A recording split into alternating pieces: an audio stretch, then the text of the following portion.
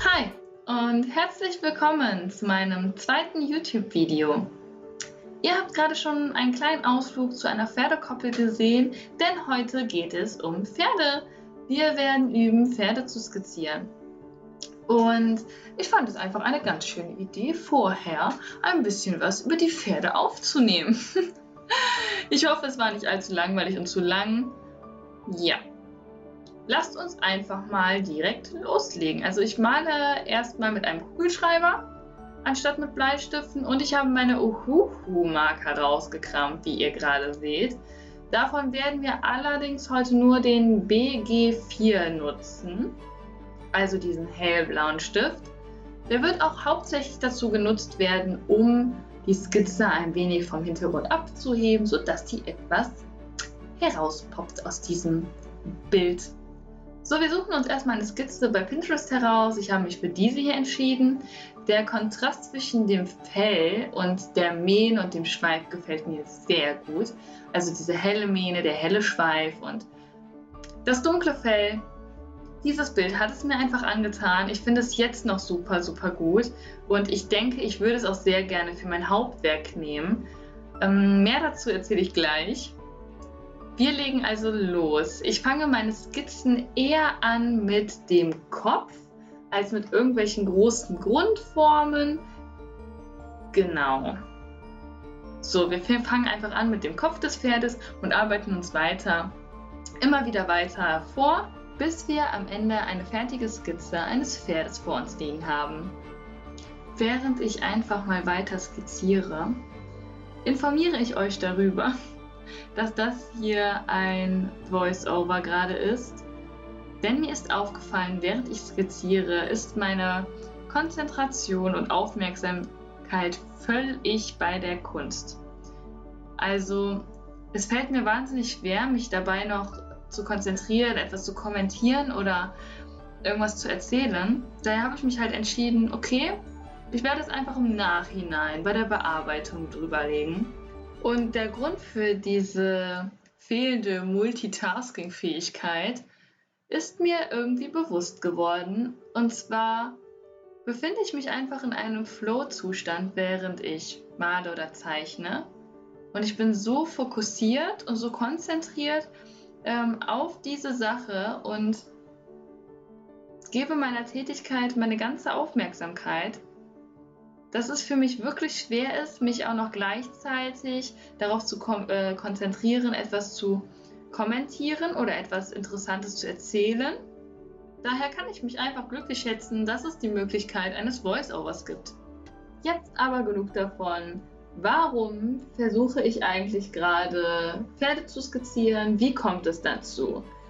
Und zwar mache ich gerade einen Fernlehrgang zu Malen und Zeichnen und meine aktuelle Aufgabe ist es einfach, Tiere skizzieren zu üben.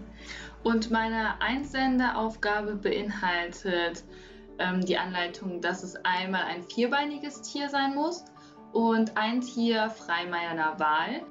Das Material und die Technik darf ich selber bestimmen und ich denke, ich werde mich für Aquarell entscheiden. Ich habe es bereits mit Gouache versucht, besitze dieses Material aber noch nicht besonders lange und konnte noch nicht so viele Erfahrungen damit sammeln. Und als ich es jetzt vor kurzem das erste Mal getestet habe, hat es mich nicht besonders überzeugt, zumindest für dieses Hauptwerk. Also dieses Video ist gerade die Vorbereitung für das Hauptwerk. Das Hauptwerk werden wir dann im nächsten Video, denke ich, malen und dann, wie gesagt, wahrscheinlich mit Aquarell. Ich gehe auch stark davon aus, dass wir genau diese Skizze nutzen werden, da mir jetzt gerade die erste Skizze, die ich gerade male, sehr gut gefällt. Also die Pose des Pferdes und die Ausstrahlung und wahrscheinlich auch von den Farben her dieser Kontrast zwischen hell und dunkel. Nun aber kurz zurück zum Thema Pferde. Wie ist es bei euch? Habt ihr generell schon mal näheren Kontakt mit einem Pferd gehabt im Sinne von Reitstunden, eigenes Pferd, Pflegepferd oder was es sonst noch alles gibt? Ich habe tatsächlich früher gedacht, ich wäre auch so ein Pferdemädchen. So ein, als würde mich das absolut anfixen und ich fände das richtig cool. Aber auch nur, weil es jemanden in meiner Familie gab, der da voll hinterher war und ich dachte so, einfach mal ausprobieren, warum nicht? Aber ich kann euch sagen, ich bin keine Pferdenärrin geworden. Ich bin tatsächlich, als ich noch um einiges jünger war, auf einen Bauernhof gegangen, der aber auch ein paar Stallungen für Pferde hatte und habe nachgefragt, ob ich dort nicht einfach mithelfen könnte.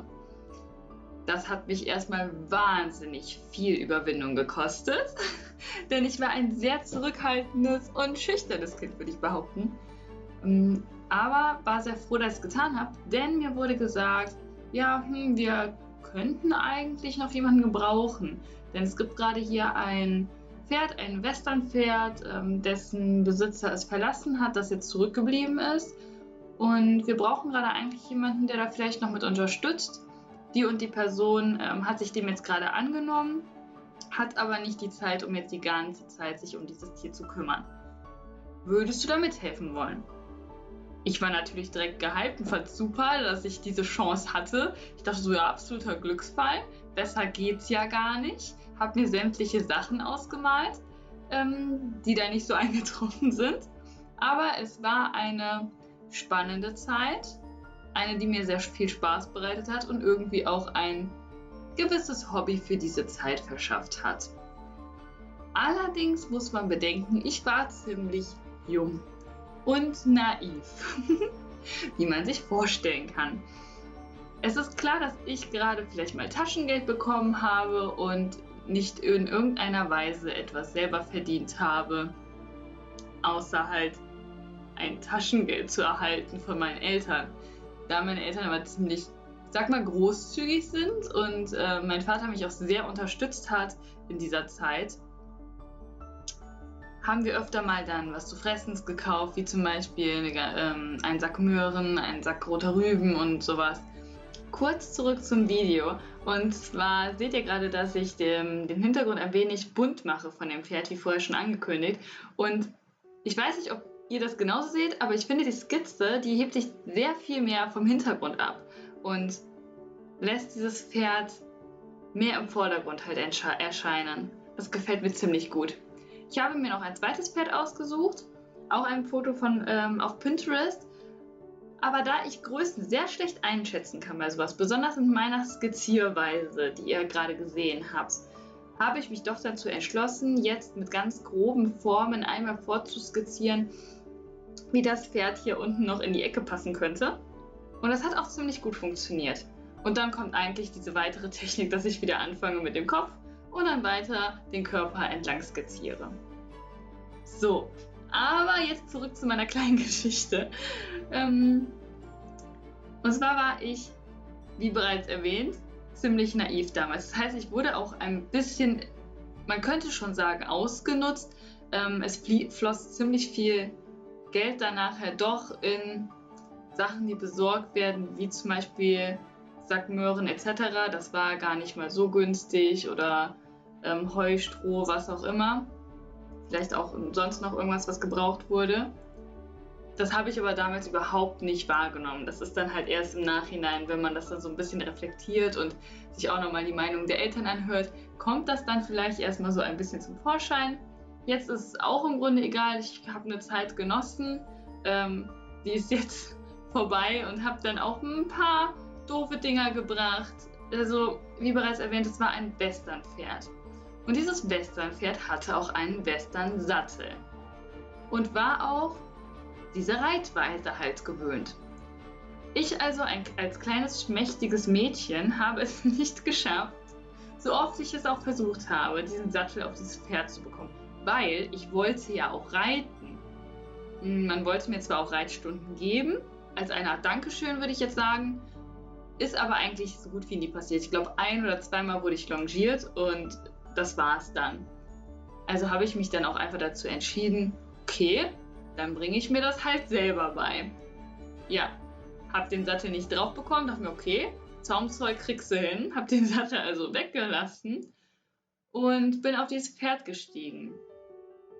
Ich weiß jetzt auch gar nicht, wie das nennt, aber es gibt ja oft diese abgezäunten Bereiche, wo dann so Sand auf dem Boden ist, wo mit den Pferden dann erstmal das Pferd ein bisschen warm reiten kann und sowas. Also bin ich mit dem Pferd hinein, bin aufgestiegen und dachte so, jetzt wird einfach ein bisschen geritten. Hat auch erstmal ganz gut funktioniert, bis ich irgendwie, glaube ich, etwas Angst bekommen habe und meine Beine ziemlich an dieses Pferd geklammert habe. Und gerade Westernpferde sind wohl ziemlich empfindlich und reagieren halt sehr schnell auf dann Druck in dieser Bauchgegend. Und dieses Pferd fing erst an zu traben, ging in den Galopp über und für mich war kein Halten mehr und ich bin einfach heruntergeplumpst. Glücklicherweise ist im Grunde nichts passiert, aber nach dieser Aktion habe ich auch nichts derartiges mehr gemacht. Also ich habe aus meiner Situation gelernt, was aber sehr süß war, dass das Pferd gleich zurückgelaufen kam und so ein bisschen geschnuppert, so nach dem Motto, alles cool, warum bist du nicht oben geblieben so? Naja, was aber immer wieder schön war, wenn mein Vater dann die Zeit hatte und mit mir gemeinsam dann raus ist. Also er hat im Grunde das Pferd schon geführt oder war halt einfach mit dabei und ich konnte dann hier und da einfach etwas über die Felder reiten. Ihr seht gerade, dass ich im Video die zweite Skizze beendet habe und mit dem Marker die Skizze einmal umrandet habe, damit auch die wieder etwas hervorsticht. Ich habe mich dann noch für eine weitere tatsächlich Skizze auch entschieden. Also die Vorlage war halt eine Skizze des Pferdekopfes, wie ihr wahrscheinlich gesehen habt. Die ist auch eher in einem Comic-Stil, finde ich persönlich. Also doch schon realistisch, sehr realistisch halt angelehnt, aber in einem ziemlich eigenen Stil. Und der hat mir wirklich gut gefallen. Ich habe einfach gehofft, dass ich damit mehr noch die Anatomie des Kopfes verstehe. Und im besten Fall dann selber aus meiner Erinnerung einen Pferdekopf skizzieren kann. Wie ihr seht, vervollständige ich gerade noch diesen Kopf. Ich zeichne die Nüstern ein und gleich noch meine ich die Augen und die Wangenstruktur etwas mehr. Und ich muss sagen, ich finde, man sieht jetzt schon, es ist zwar nur der Kopf, aber dass ich etwas schneller bzw. sicherer im Skizzieren werde. Das gefällt mir ziemlich gut und es freut mich, weil das zeigt mir, dass dieses Video auf jeden Fall einen Sinn hatte. Es hat mich erstens motiviert dazu, das anzugehen, wo ich mir schon etwas länger schwer mit tue und zweitens dann auch vielleicht wirklich einen kleinen Fortschritt gegeben. Und das freut mich total, diese Erkenntnis daraus zu ziehen und motiviert mich natürlich nur umso mehr, auch noch weiterzumachen, weshalb ich mich auch jetzt schon sehr auf das nächste Video freue und mich darauf freue, dieses Hauptwerk anzugehen. Also die erste Skizze ist wirklich mein kleiner Liebling jetzt gerade geworden. Einfach dieses komplette Pferd, und das sieht, finde ich, auch anatomisch und proportionsmäßig korrekt aus. Und der Kopf, der gefällt mir stilistisch einfach ziemlich gut. Ja, also, das war's mit dem Video. Wenn ihr Lust habt, schaut gerne auf meinem Instagram-Kanal vorbei. Ansonsten ist noch das letzte Video verlinkt. Bis dann, ciao!